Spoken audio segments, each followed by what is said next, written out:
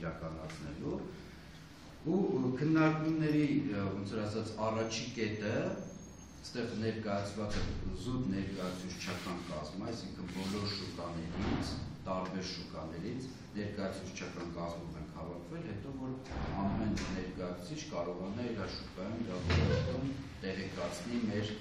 քննարկման արդյունքների մասին եւ ընդհանրապես հետագա գործողությունների մասին։ Ուրեմն օրակարգի առաջի կետը ներկա իրավիճակի քննարկումն է, այսինքն մենք պետք է փաստենք, թե մեր կատարած ակցիաներից հետո թվացյալ հաջողությունից հետո, երբ որ բանավոր խոստումներ ստացան,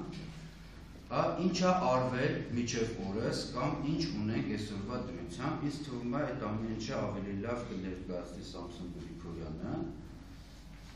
լսենք Սամսոն Գրիգորյանին, հետո կշարունակենք մեր քննարկումը։ Ուրեմն հարգելի կազմում շարժման մասնակիցներ, նախաձեռնության մասնակիցներ,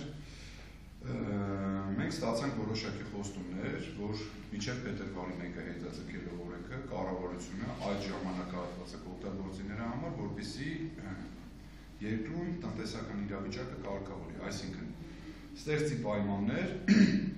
որոնց օգնությամբ արդեն մենք, այսինքն մանր արդեն բիզնեսով զբաղվողներս կկարողանանք ունենալ հաստատուրդ մեր ձեռքում, որով կարողանանք աշխատել։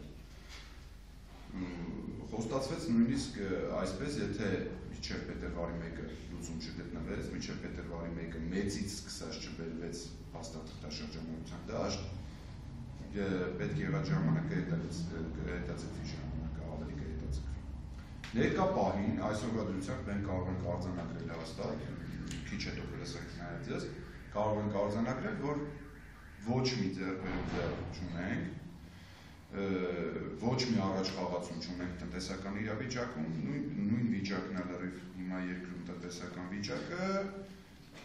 մութը մնում է մութ, ստվերը մնում է ստվեր, փաստաթղթաշրջանառություն էլի չկա երկրում, ոչ ոք մեզ էլի չի տրամադրում, չի եղել,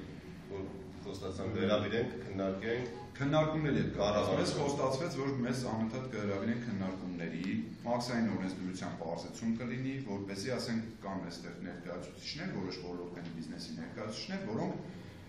մանր ներկրող հասկացության տակ են մտնում։ Ասենք օրինակ, չգիտեմ, Թուրքիայից կամ Չինաստանից շորեր, ինչ-որ տնտեսական ապրանքներ, մանր տեխնիկա,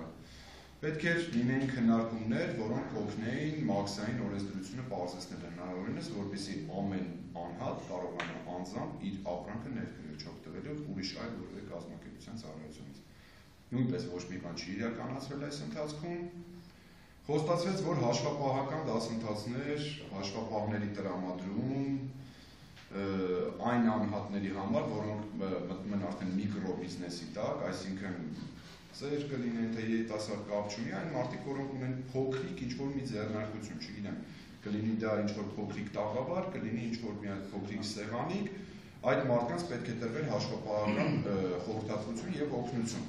որի միջոցով այդ մարդիկ արդեն չեն ծախսի հավելյալ 200-300 000 դրամ վարձելու համար հաշվապահ։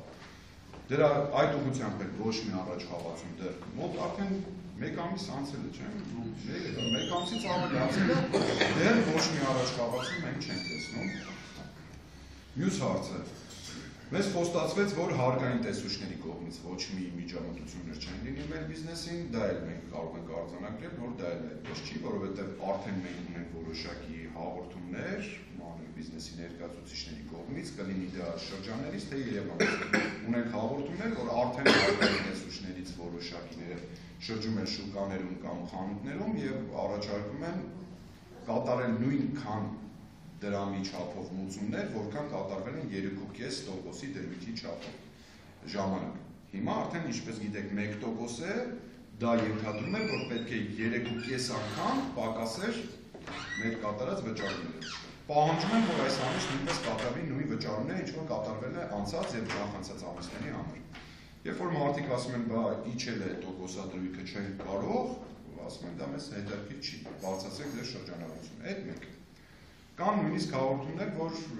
առաջարկվել է բաները, դրույքաչափերը գրպանը դնելու գումարի բարձրացնել, այդպիսի առաջարկություններ են արդեն եղել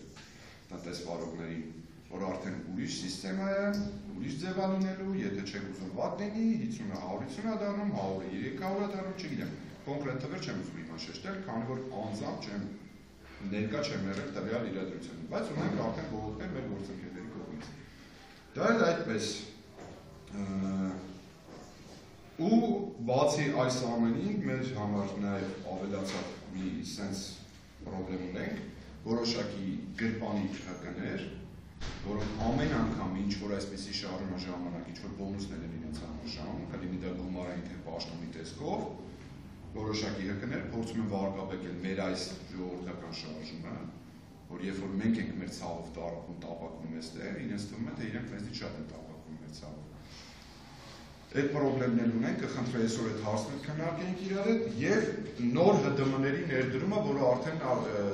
շատ հեռու չի, սարելու հետևում չի։ Արդեն մեր դրան կողքը կանգնած է, որ արդեն պետք է հունվարի մեկից բոլորս ներդնենք մեր նոր ՀԴՄ-ները։ Իհարկե դա էլ նույնպես հավելյալ ծախս, հավելյալ բեռ, հավելյալ, չգիտեմ, պարտավորություններ է ստեղծում,